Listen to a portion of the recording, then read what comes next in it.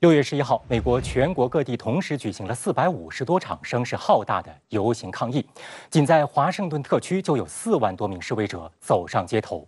这场全国性游行有一个朴素的名字——为我们的生命游行。诉求只有一个，就是让人民的生命权免于枪支的侵害。近期发生在德克萨斯州尤瓦尔迪的校园枪击案和纽约州水牛城种族主义枪击案，深深震动了美国社会，揭开了美国政府多年控枪无效的伤疤。截至到6月12号，美国本月内仅6月6号一天没有发生大型枪击案。所谓的大型枪击案，还只是统计4名死伤者或以上的恶性案件。而在刚过去的周末，美国7个城市共发生了7宗大型枪击案，造成最少5死27伤。若任由事态发展，相信拜登政府会陷入到严重的信任危机。What do we want? Justice. When do we want it? That's right, y'all. And it's time that we get justice.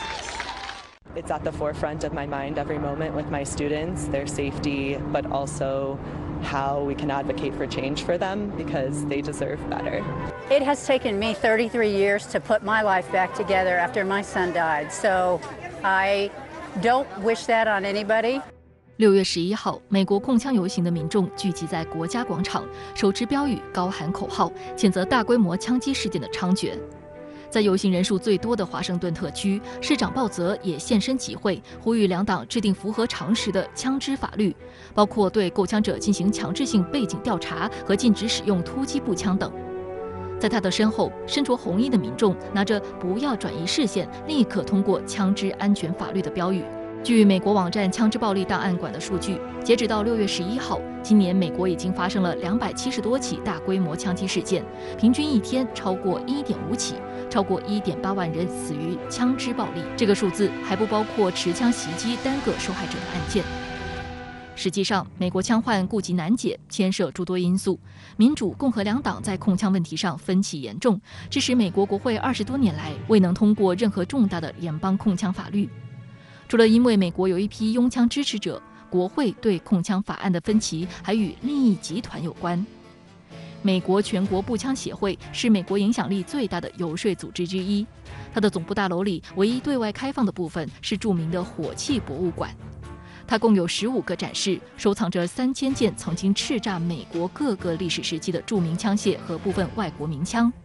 其中，前总统收藏专区更是显示出这一协会与美国政界的紧密联系。在美国历史上，包括罗斯福、肯尼迪、尼克松、老布什等9位总统曾是该协会的会员。而上一任美国总统特朗普还在今年5月27号参加了美国全国步枪协会大会。数据显示，美国全国步枪协会在2016年总统选举中捐出的竞选资金高达5440万美元，为特朗普砸下的就有3000万美元。除了白宫，国会山是美国全国步枪协会用金钱渗透游说的另一个目标。据美国哥伦比亚广播公司统计，在2011年年初，美国国会女众议员加布利埃勒·吉福兹被枪击后的5年内，国会曾提出过100多项控枪法案，但没有一项最终获得通过成为法律。而美国有线电视新闻网2018年的一项统计，或许可以为此做出解释。当时 CNN 对美国国会两院的535名成员进行过统计，结果显示，其中有307人直接或间接从美国全国步枪协会及其附属机构获得过资金支持。例如，美国共和党籍参议员特德·克鲁兹被爆出曾在2016年从拥枪组织获得超过36万美元的资金支持，在前20名国会议员排名中高居榜首。他曾多次辩称提出控枪法案毫无意义。作为美国总统，拜登在当前的法律下也显得有心无力。5月24号，德州罗布小学枪击案发生当天，拜登刚刚结束亚洲之行，乘机飞回华盛顿。得知罗布小学枪击案后，拜登决定要在当晚向全国发表讲话。据 CNN 报道，一位白宫高级官员称，拜登在空军1号上亲自参与了演讲稿的撰写。I am sick and tired of it. We have to act. And don't tell me we can't have an impact on this carnage. 这番言辞足以看出拜登对枪支暴力的愤怒和对控枪的决心，但是随后几天，在记者的追问下，他却表露出了受当下法律限制的无可奈何。But I can't outlaw a weapon. I can't change the background step. I can't do that. 美国《纽约客》网站的评论文章指出，几乎可以肯定，拜登的呼吁控枪不会产生行动，这说明了一个更严重的问题：总统领导力究竟意味着什么？除了控枪问题难以解决，奶粉荒也已经困扰美国多时。截至6月12号，全美有9名儿童因食用疑似受污染奶粉死亡。今年2月，雅培公司大规模召回问题奶粉，并且关停了涉事工厂。此后，美国出现了严重的奶粉荒，至今仍在持续。在5月22号至29号期间，加利福尼亚州、佛罗里达州、路易斯安那州等9个州的配方奶粉缺货率达到90%。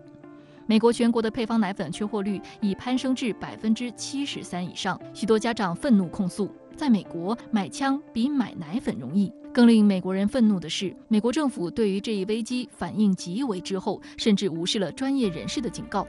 事实上，直到5月16号，美国食品药品监督管理局 FDA 才宣布将允许海外婴幼儿配方奶粉进入美国市场。6月1号，美国总统拜登与全美奶粉行业高层举行视频会晤时，不小心透露了他本人直到4月才了解到这个问题。而奶粉行业人士连忙澄清，他们早在一开始就预见这个危机。I became aware of this problem sometime after April, in early April, about how intense it was. We knew from the very beginning this would be a very serious event. We could foresee that this was going to create a tremendous shortage. 可笑的是，拜登本人在该会议的开场白中刚刚提到，白宫自2月以来一直在全天候工作以解决这个问题，并列举了一系列相关的举措。这番说辞明显前后不一。当晚，白宫新闻秘书让·皮埃尔在新闻发布会上坚称，自今年2月雅培问题奶粉被召回的第1天以来，白宫就一直在与各机构合作，应对配方奶粉短缺问题，并且拒绝详细说明为什么拜登直到4月才意识到这一情况。此外，抑制通货膨胀、稳定物价也是拜登当下最严峻的挑战之一。不过，拜登政府的解决方案之一却是全力转嫁责任。6月10号，拜登在视察洛杉矶港时承认，通货膨胀是美国面临的真正挑战，并称稳定物价是他的首要经济任务。但随即话锋一转，将通胀甩锅给俄罗斯。Putin's price hike is hitting America hard. Gas prices at the pump. 在俄罗斯之后，拜登又将矛头转向了国内的能源公司。他批评埃克森美孚公司不生产更多石油，并称埃克森美孚今年赚得比上帝还要多，提出要对埃克森美孚调涨税金。但实际上，美国劳工部数据显示，美国通胀约1年前就开始加速上升。美国经济学家去年2月就警告称，大规模财政刺激政策可能引发一代人未曾见过的通胀压力。然而，去年大部分时间里，白宫和美联储一直淡化通胀风险，宣称价格上涨只是暂时现象。有分析称，这里面既有误判成分，也有政治因素，因为宽松政策有助于经济复苏，在政治上更受欢迎。美国民众对于拜登的作为并不买账。